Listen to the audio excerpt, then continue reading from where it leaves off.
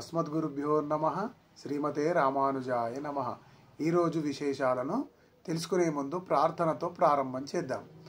మనోజవం మారుతతుల్య వేగం జితేంద్రియం బుద్ధిమతాం వరిష్టం వాతాత్మజం వానరయూధ ముఖ్యం శ్రీరామదూతం శిరసా నమామి.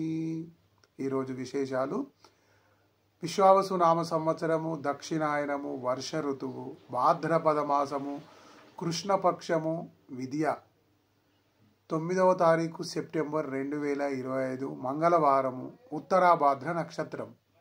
ఈరోజు మహాలయ పక్షాలు, పితృపక్షాల్లో 2వ రోజైన విద్య రోజు మనం ఉన్నాము.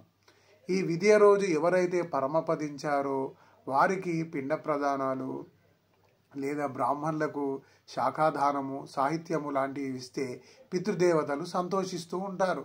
లేదా ఏ రోజు పరమపదించినా ఈ 15 రోజుల్లో మనం పెద్దలకు పిండ ప్రదానాలు లాంటివి చేస్తే వాళ్ళు చాలా సంతోషిస్తారు. పితృదేవతలకు ఎవరైతే పితృకార్యాలు నిర్వహించరో వారికి పితృదేవతల వల్ల మరి మంచి కంటే చెడే ఎక్కువ జరిగే అవకాశాలు ఉంటాయి. సంతానం లేకపోవడానికి కూడా పితృదేవతల కృపా కటాక్షాలు లేకపోవడమే. దారిద్ర్యం రావడానికి, ఉద్యోగం లేకపోవడానికి, మనము ఈ అనేక కష్టాలు అనుభవించడానికి పితృదేవతలకు మనం సరిగా సేవలు చేసుకోకపోవడమే.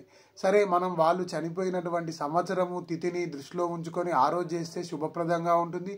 చాలామంది ఆ రోజు విలువకపోవచ్చు, మర్చిపోవచ్చు. కనీసం ఈ పితృపక్షాల్లో చేస్తే మంచి జరుగుతుంది. తప్పకుండా పుత్రులు అనేవారు పితృదేవతల యొక్క కార్యాలు తప్పకుండా నిర్వహించండి, మంచి జరుగుతుంది. ఈరోజు ఎట్లాంటి శుభ కార్యక్రమాలు చేయడానికి వీలు లేదు. ఎందుకంటే మంగళవారము, అందులో పితృపక్షాలు, అందులో భాద్రపద మాసము. కాబట్టి శుభకార్యాలు వర్జితము. పితృదేవతోపాసనే చాలా మంచిది. నిన్ననే గ్రహణం విడిచింది.